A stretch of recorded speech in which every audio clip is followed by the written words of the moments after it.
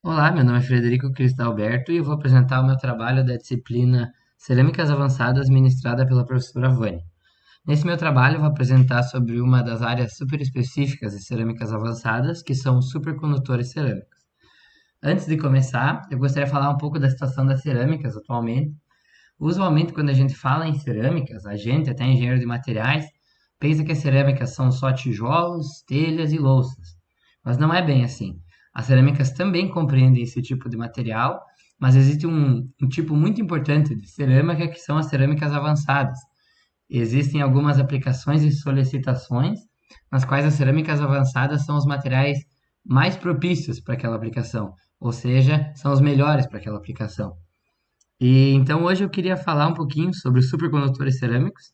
Eu vou começar falando sobre as características de um supercondutor e depois explicar sobre supercondutores cerâmicos. Começando então, a supercondutividade, ela tem duas características específicas. Basicamente, a primeira delas é, em temperaturas baixas, o material ele perde a capacidade de resistir à passagem de corrente elétrica. Isso significa que uma corrente consegue fluir no material, como a gente consegue ver aqui, basicamente para sempre.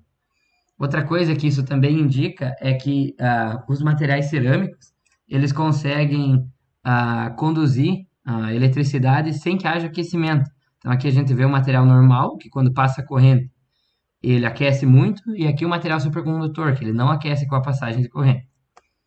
Outra característica muito importante do supercondutor é que ele consegue expulsar o campo magnético aplicado nele.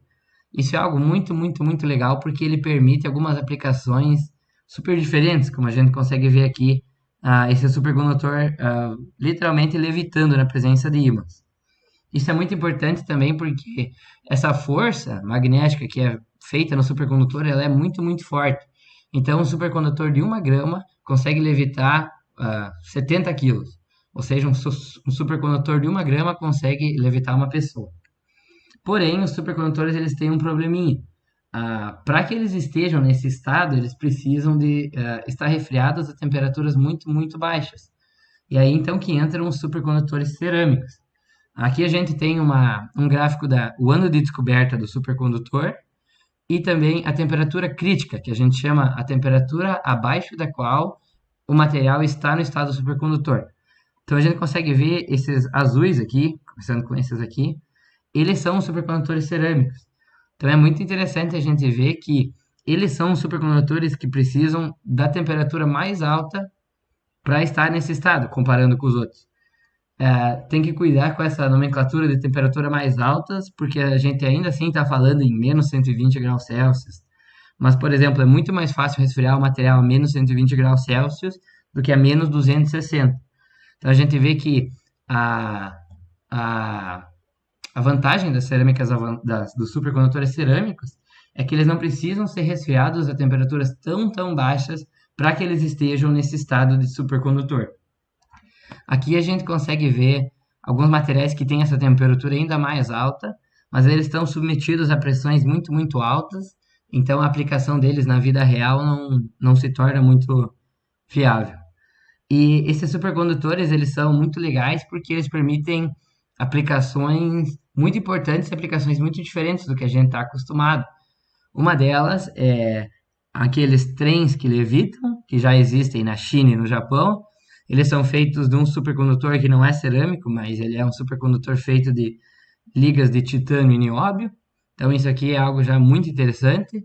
A gente também consegue fazer fios de transmissão elétrica que não perdem energia. Basicamente aqueles fios que a gente vê pendurados do lado das estradas, no poste, eles transmitem energia. E se eles fossem de materiais supercondutores, eles não perderiam nada de energia. Outra aplicação muito interessante é o armazenamento de energia através de armazenamento de campo magnético, que é um dispositivo parecido com esse, que também é muito interessante porque hoje em dia a gente não consegue armazenar energia. E também outra coisa muito importante é protetores de, de fusões nucleares e fissões nucleares. Isso também é algo muito, muito legal, que isso é possível com supercondutores. Aqui estão algumas das referências que eu usei para o trabalho. Eu agradeço muito vocês pela atenção e espero que tenham gostado.